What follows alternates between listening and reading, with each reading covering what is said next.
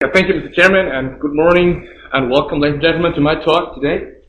We already said the title, Measure Methods for Mass Flow Determination of Pneumatic Conveying System. Well, before we kick off, let's have a short look at the outline. Switch that on.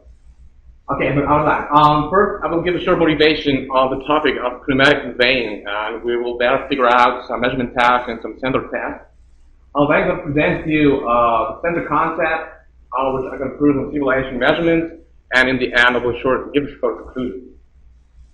Okay, let's start with the motivation. Well, pneumatic conveying is a very, very common technique for the transportation or the transportation of dielectric bulk materials with gas flows through tubes or pipes. The application is very, very wide. Well, you can use it for loading of silos and shifts, or you can use it for conveyance of coal dust to combustion chambers or furnaces, or coal-fired generating stations, like, for example, Brandshore generating station 60 miles south of Bochum. No matter what application you have, it always actually works the same. So you've got a lot of bulk material up there, and you have gas flows.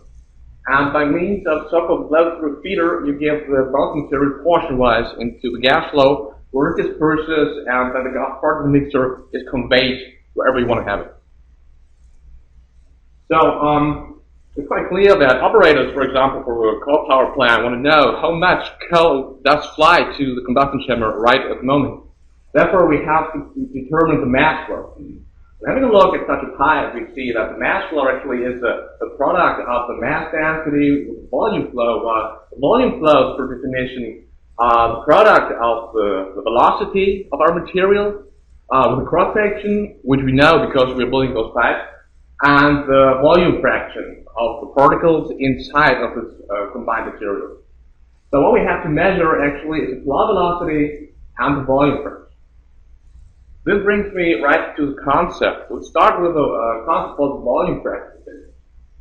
What I'd like to show you today is a microwave-based measuring method. What we're going to do is we want to have a look at the propagation of electromagnetic fields through such a test pipe. In our case, we will use a borosilicate glass pipe. What we're going to do is we're going to do some kind of double transmission measurement by means of a reflector in order to have the measurement device on the single side of the tube. Or you also could call it some kind of radar. Yeah. So how could this work? In order to talk about this, we have to think of what happens inside the tube electromagnetic explosion. Well, what happens is that the particles are very, very small compared to the wavelength. This means that the particles and the gas, they will form something like a quasi-homogeneous material with an effective permittivity. For more than 40 years now, people do research on mixing equations that describe those effective permittivities. However, all those mixing equations actually contain the single permittivities of our materials and the volume fraction. Having a look at this modified Mertmann mixing equation shows us that when measuring the effective permittivity, and when we know the block permittivity of the particles, we directly can calculate the volume fraction. So how to measure now the effective permittivity? Well, it's quite easy. The propagation speed inside such a tube directly depends on the square root of the effective permittivity. So by doing time-of-flight measurement through the cross-section of such a pipe, we see that the time of flight is directly connected to the diameter of the tube, which we know again, and the square root of this effective permittivity. This additional part, the C0, is given by some additional propagation paths, for example, through the antennas. So taking a reference measurement into account, we can eliminate this, and we directly can measure the effective permittivity. So I think you all would agree that this would be great if that would work out. But as we all know, lunch is never free. So we have certain challenges to face with. So main problem is that our antennas are not matched on the tube walls. So we are having quite a lot of reflections in here. Having looked at a typical radar diagram shows us that there's actually no signal that we can locate and analyze, which describes the double transmission through this pipe. So what we're going to do is, or what we have to do is, we have to suppress those feed-cell reflections. In order to do so, we're going to decouple the transmit and receiving path by means of a polarization disjunction. It will mean that our transmitting antenna only emits horizontal polarized signals and our receiving antenna only receives vertically polarized signals. And therefore we have to have a transpolarizing reflector on the outside of the tube, which rotates the polarization by 90 degrees. So what happens is, of course, there are still those reflections on the tube wall, but they will stay in the horizontal polarization. Only the signal that hits the transpolarized reflector will receive in our receiving antenna. And due to causality reasons, the first signal that comes there is the one we have to look at. Okay, so much to the volume determination. Let's talk about the velocity determination. When talking about velocities inside of tubes and pipes, we have to keep in mind that there are something like flow regimes inside those conveying tubes. And the actual flow regime is given by Reynolds number, which directly depends on the velocity, on the diameter, and viscosity of the material that is guided through the pipe. And we know that for our Reynolds numbers greater than 2,300, we always have a turbulent flow. Because of the very, very low viscosity of the air, we actually always have a turbulent and non-steady flow inside our pipe. And if we have that, we can do something that's called the Reynolds segmentation. It means that we can split up actually the flow and the flow properties. The mean flow, and this also includes, not only flow, also a mean velocity, and the fluctuations, which actually are the turbulences inside this pipe. This describes actually that turbulences are transported within this mean flow. And this is actually what Fraunhofer said in 1925. So turbulences stay unique and identifiable in a certain distance. So how to use this for velocity measurement? Well, we actually put a second volume fraction measurement device on the tube. And then we do quite a lot of measurements in those ports, measuring ports here, and then we do a cross correlation. So, and for example, you can calculate the correlation factor with this equation. And the highest correlation factor actually implies the time delay of the flow. So when we know now the distance between those two measuring ports, we directly can calculate the velocity. Alright, so much theory. Let's go have a look at some simulations. Let me first show you again what the volume fraction determination. You might remember this red curve here. There was the curve, the radar diagram. We could not identify the radar target. So by means of the polarization method, we now are very able to locate it because speed side reflections are suppressed by more than 35 dB. Alright, I then made some simulation on a homogeneous material inside the tube, which actually has permittivity of the real mixed materials. So as you see, the difference to air is very, very low. It's only about a few percent changing from air. Nevertheless, we did the time of flight measurement within the simulation and calculated back the effective permittivity. And what you see is we have a maximum simulation error of only 0.26%.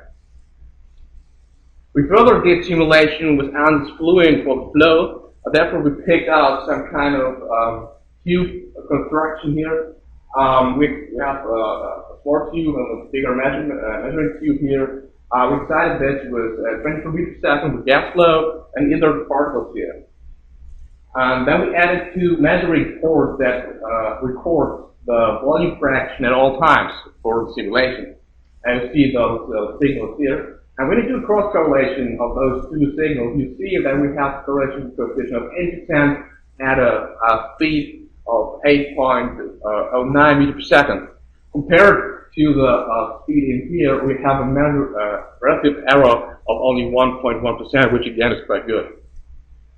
Alright, so because no one believes in simulations until exactly one who did them, let me show you the measurements now.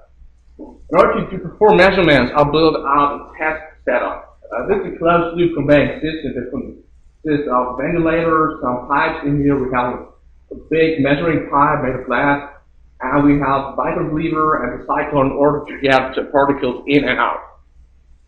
Further, with a total pipe length of 8 meters, measuring tube diameter 20 centimeters, we are able to transport a maximum particle load of 10%, and we can adjust the gas velocity, that means the ventilator, between 4 and 12 meters per second inside this measuring tube.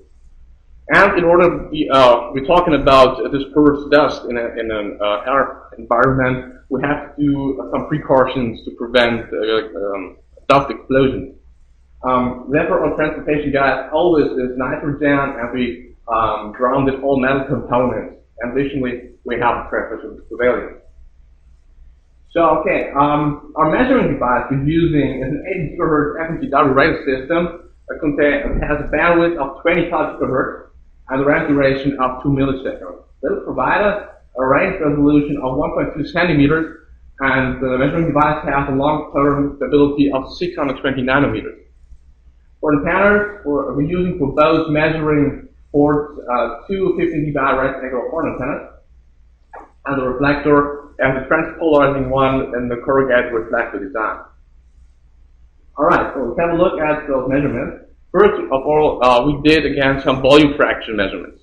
What we did is we put increasing amounts of flour inside our system, conveyed it, and made measurements.